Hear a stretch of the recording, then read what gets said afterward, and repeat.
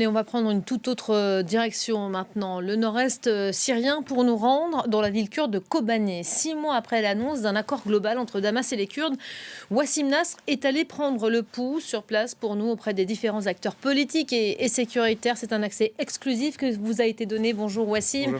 Bonjour. Commencez peut-être par nous dire le chemin que vous avez emprunté pour accéder à Kobané et sa région. Et qu'est-ce qui a attiré votre attention là-bas? On va tout de suite regarder une carte sur laquelle on va voir la M4.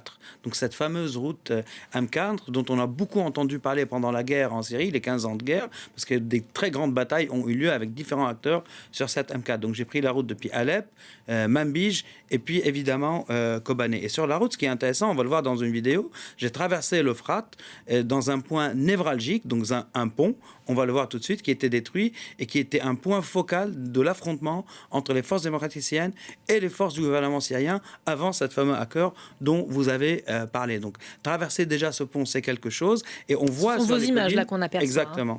Et on voit sur les collines qu'en fait, la ligne de défense des forces démocratiques syriennes kurdes existe toujours. On va voir sur une autre image, on va voir de manière plus claire que les fortifications des forces démocratiques syriennes sont toujours là. On parle de 5000 combattants des forces démocratiques syriennes, donc kurdes, qui sont toujours en faction sur cette ligne. Et pourquoi c'est intéressant? Parce que les forces de sécurité syriennes ont passé cette ligne, comme nous on l'a fait, en faisant fi de l'absence d'accord militaire entre le ministère de la Défense syrien et les forces démocratiques syriennes pour investir la ville de Kobané en application des accords qui ont été conclus. En ce moment même, alors on parle, il y a une réunion qui se déroule à Kobané entre les forces de sécurité, ministère de la Défense et les forces démocratiques syriennes pour accélérer la fusion entre les forces militaires. Parce que si les forces sécuritaires ont fusionné, les forces militaires, comme on l'a dit, ce n'est pas encore le cas. Et la décision revient, militaire en tout cas, au YPG et donc aux décideurs, aux chefs des YPG historiques, dont certains ont des postes aujourd'hui dans le ministère de Défense syrien, comme le fameux Sipanamo, qui est le représentant du ministère de la Défense syrien pour les zones Est. Alors je disais, vous avez rencontré sur place les différents acteurs politiques et sécuritaires. On va commencer par sécuritaire, 2 piliers de la sécurité et donc de cette fusion qui a été amorcée il y a 6 mois entre les forces de sécurité kurdes et le ministère de l'Intérieur. Qu'est-ce qu'ils vous disent de la situation aujourd'hui? Donc le plus intéressant, c'est de les avoir rencontrés. On a une photo à Kobané même et qu'ils soient tous les deux sur la même photo dans un restaurant sur la place principale de Kobané. On voit Majdeddin Cheikh en vert, qui est le chef de sécurité de la zone de Kobané, au nom donc du ministère de l'Intérieur syrien et d'Alep. Et on voit en noir, on voit Amin Saleh, qui est un des commandants des SIH, donc l'équivalent de la police à Kobané. Et donc la fusion, c'est une histoire d'hommes en fait. Ces deux personnes s'entendent bien, et donc la fusion entre les forces de sécurité, que j'ai vue de mes propres yeux, se passe bien. Mais quand même, il y a encore des obstacles, parce que s'il y a fusion au niveau sécuritaire, il n'y a pas de fusion au niveau judiciaire encore, ni administratif. Donc par exemple, en discutant avec eux, on comprend que quand même il y a encore des obstacles, et on va écouter Amin Saleh nous raconter une part de sa vérité sur ce qui se passe à Kobané.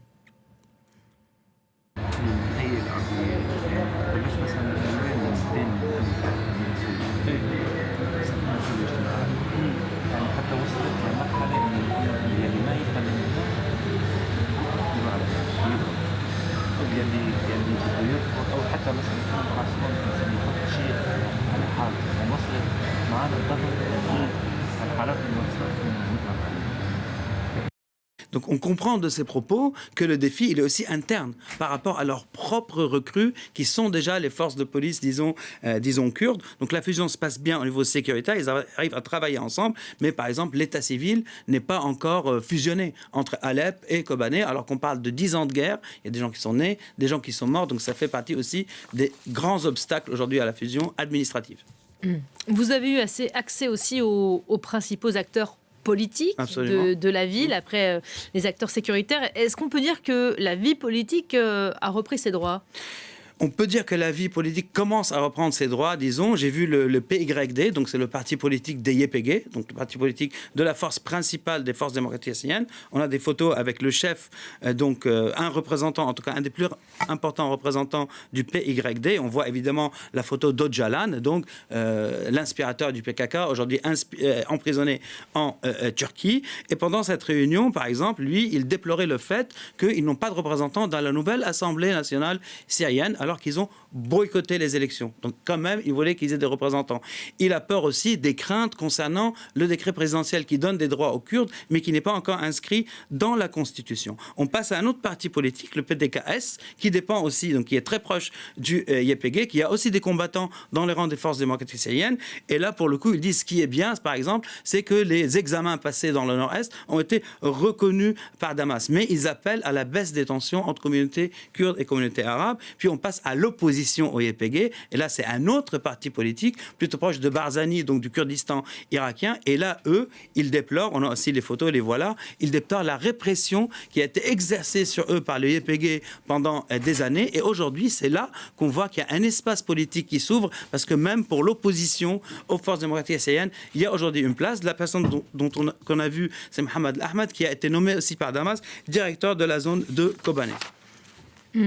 Il y a une population dont on ne parle pas, c'est celle du secteur de Chouyouk, sinistrée, déplacée de force pendant la guerre. Certains de ses habitants entament le chemin du retour. Eux aussi, vous avez pu les rencontrer. Exactement, et on va voir tout de suite quel est l'état de la zone de Chouyouk avec les maisons qui ont été minées, les maisons dans lesquelles des tunnels ont été creusés. Donc cette dame-là a les clés de sa maison. Vous allez voir, dans sa maison, il y a des tunnels, il y avait des mines, il y avait de l'explosif. On va rentrer dans ces tunnels. On va le voir, et c'est intéressant et c'est important parce que ces gens ont été déplacés pendant 10 ans à la faveur de la guerre entre l'État islamique et les forces kurdes, mais pas que. Et là, on voit une entrée de tunnel, peut-être qu'on pourra le voir, et à un autre moment, on va voir aussi qu'il reste encore de l'explosif. 150 tonnes d'explosifs ont été enlevés dans cette zone. On va voir, on a en image ce qui reste d'explosifs là, placé dans cette chambre, comme ça, par les habitants, en attendant que les forces de sécurité viennent les enlever. Donc l'effort aujourd'hui des autorités syriennes se fait aussi au niveau des clans. On a des photos des clans. On va écouter d'ailleurs un des représentants de la zone de Chouyouk.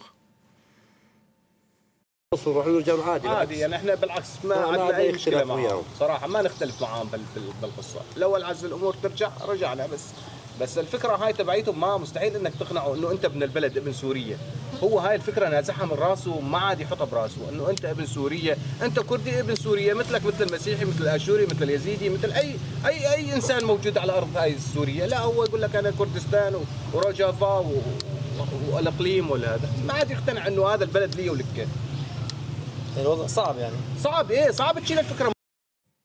Voilà, merci beaucoup Wassim pour cette prise de pouls. Tous ces éléments évidemment à retrouver sur notre site internet www.france24.com.